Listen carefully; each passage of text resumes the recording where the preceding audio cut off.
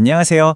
우리가 살아가는 이 세상을, 또 지금 여러분이 계신 그 건물을 묵묵히 지탱하고 있는 보이지 않는 뼈대, 바로 구조용 강제에 대한 이야기, 오늘 한번 제대로 파헤쳐 보려고 합니다. 자, 보세요. 정말 익숙한 H빔이죠? 우리 주변에서 매일같이 보잖아요. 근데 혹시 이 강철빔 하나에 얼마나 많은 과학과 계산이 숨어 있는지 생각해 보신 적 있으세요? 정말 정밀한 공학의 산물이죠. 오늘 제가 그 비밀을 하나씩 아주 재밌게 풀어드릴게요. 자, 그럼 엔지니어의 공구 상자를 함께 열어본다고 한번 상상해 볼까요? 오늘 우리가 살펴볼 핵심 도구는 딱 4가지입니다. 먼저 강제의 기본 모양, 이걸 강철 알파벳이라고 부를 건데요. 이걸 배우고요. 그리고 나선 그 강도를 어떻게 숫자로 딱 표현하는지 알아볼 거예요. 세 번째로는 설계의 아주 중요한 디테일들을 짚어보고, 마지막으로 이 모든 걸 합쳐서 어떻게 하나의 구조물이 탄생하는지 그 전체 과정을 쭉 따라가 보겠습니다. 첫 번째 도구부터 꺼내볼까요? 바로 강철 알파벳입니다. 왜 알파벳이냐고요? 모든 언어가 알파벳으로 시작하는 것처럼 이 강철 구조를 이해하려면 가장 기본적인 모양, 바로 이 형상을 아는 것부터 시작해야 하거든요.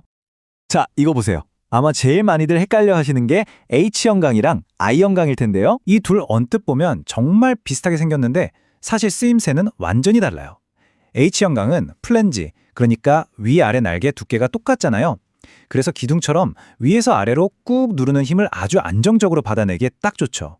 반면에 I형강은 날개 끝으로 갈수록 살짝 얇아지는 형태인데, 이건 특정 부재들을 수평으로 연결하는 보호 역할에 더 최적화되어 있답니다. 자, 화면을 보시면 그 차이가 확 들어오죠? 왼쪽에 있는 H형강 좀 보세요. 위아래 날개 두께가 반듯하게 똑같죠? 근데 오른쪽 I형강은요, 바깥쪽으로 가면서 미세하게 얇아지는 거 보이시나요? 바로 이 사소해 보이는 디자인 차이가 이 부재가 건물의 기둥이 될지 보가 될지를 결정하는 핵심인 겁니다. 물론 H형강 같은 주연별만 있는 건 아니겠죠? 여기 정말 중요한 조연들도 있습니다. 이 친구들은 뭘 하냐면 주 구조물을 더 튼튼하게 보강해주거나 바람처럼 옆에서 훅 하고 불어오는 힘이 있잖아요. 그걸 전문용어로 횡력이라고 하는데, 거기에 버티게 해주는 브레이싱 역할을 맡고 있죠. 아주 중요한 역할이에요.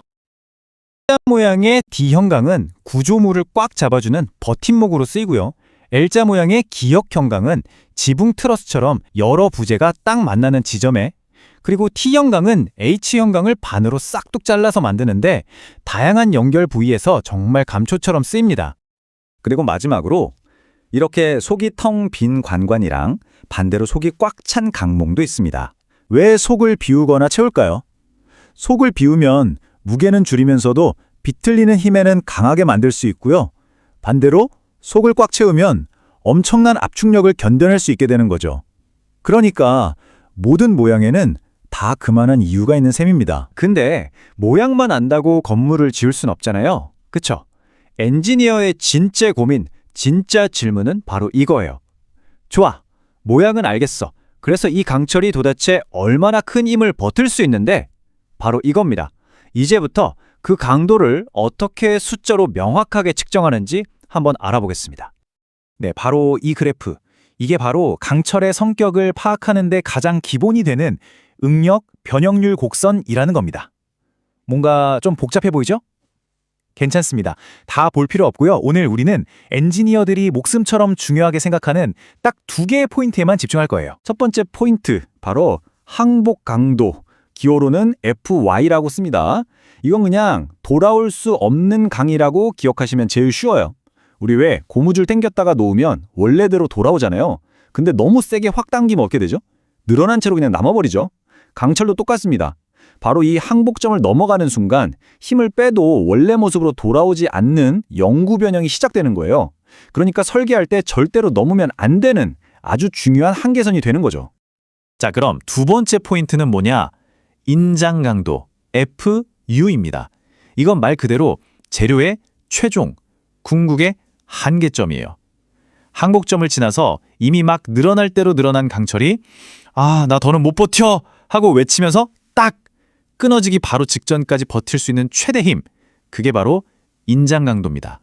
그럼 방금 배운 항복 강도랑 인장 강도, 이런 이론적인 값들이 실제 현장에선 어떻게 쓰일까요?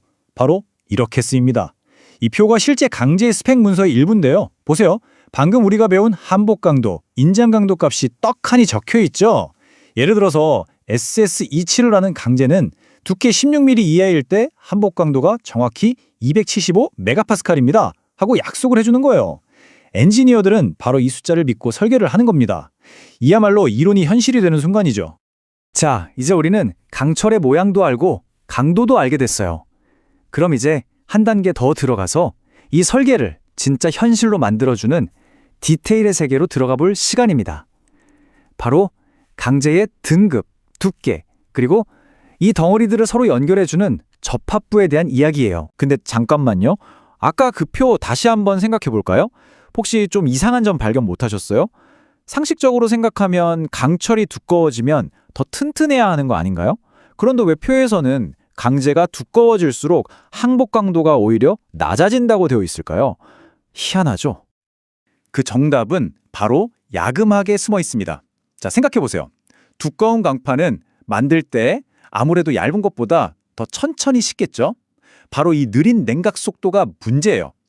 이게 강철 내부의 알갱이, 이걸 결정립이라고 하는데 이걸 더 크고 거칠게 만들거든요. 그래서 결과적으로는 강도가 떨어지는 원인이 되는 겁니다. 와, 정말 흥미로운 사실 아닌가요? 물론 우리 똑똑한 엔지니어들이 이 문제를 그냥 놔뒀을 리가 없죠. 해답도 찾아냈습니다. 이 TMC 강제입니다. 이 친구는 아주 특별한 공법으로 만들어서 무려 80mm나 되는 두꺼운 판에서도 높은 항복 강도를 그대로 유지할 수 있어요. 그래서 초대형 구조물에는 없어서는 안 될 존재죠. 또 다른 스페셜리스트, 바로 냉간 성형 강입니다. 이건 얇은 강판을 차가운 상태에서 종이접기 하듯이 접어서 만드는데요. 그래서 아주 가볍고 효율적이에요. 보통 우리 사무실 칸막이 벽 속 뼈대 같은 가벼운 부재에 딱이죠. 근데 얇다 보니까 우리가 빈 음료수 캔을 발로 밟으면 찌그러지잖아요. 그런 식으로 부분적으로 찌그러지는 국부적으로 현상이 생길 수 있어서 이걸 막도록 아주 세심하게 설계해야 합니다. 자, 이제 또 다른 중요한 얘기입니다. 강제 자체가 아무리 튼튼하면 뭐예요? 이 녀석들을 연결하는 부분이 약하면 아무 소용이 없겠죠. 사슬은 가장 약한 고리만큼만 강하다는 유명한 말이 있잖아요. 딱 그겁니다. 그래서 이 작은 고장력 볼트 하나의 역할이 정말 중요한 거예요. 여기 보시면 F10T라고 쓰여 있죠? 이게 무슨 외계어인가 싶지만 알고 보면 아주 간단한 암호입니다. 자, 같이 풀어볼까요? 맨 앞에 F는 마찰, 영어로 프릭션, 접합에 쓰는 고강도 볼트라는 뜻이고요. 가운데 숫자 10은 뭘까요? 인장 강도가 무려 1000메가파스칼이라는 뜻입니다. 어마어마하죠? 마지막 T는 볼트, 너트, 와셔가 한 세트라는 걸 의미해요. 어때요? 이렇게 하나씩 뜯어보니까 엔지니어의 언어도 별거 아니죠? 자, 이제 거의 다 왔습니다. 마지막 단계예요. 지금까지 우리가 배운 강철 알파벳, 그리고 강도 측정법, 여러 디테일들, 이 모든 도구들을 가지고 엔지니어들이 실제로 어떻게 설계라는 하나의 작품을 만들어내는지 그 흥미진진한 작업 과정을 한번 따라가 보겠습니다.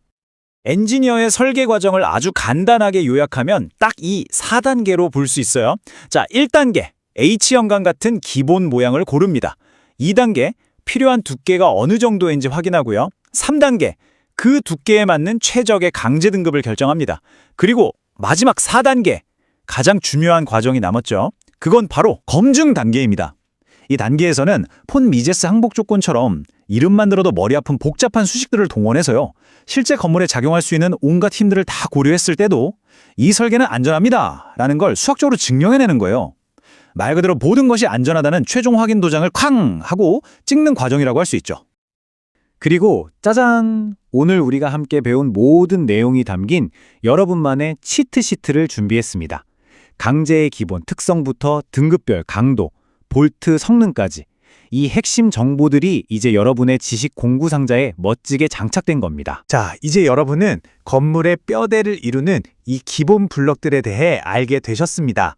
오늘 저와 함께한 이 지식을 가지고 다음에 공사 현장을 지나갈 때 아니면 그냥 무심코 다리를 건널 때 그곳에 서 있는 강철 기둥과 볼을 한번 바라보세요.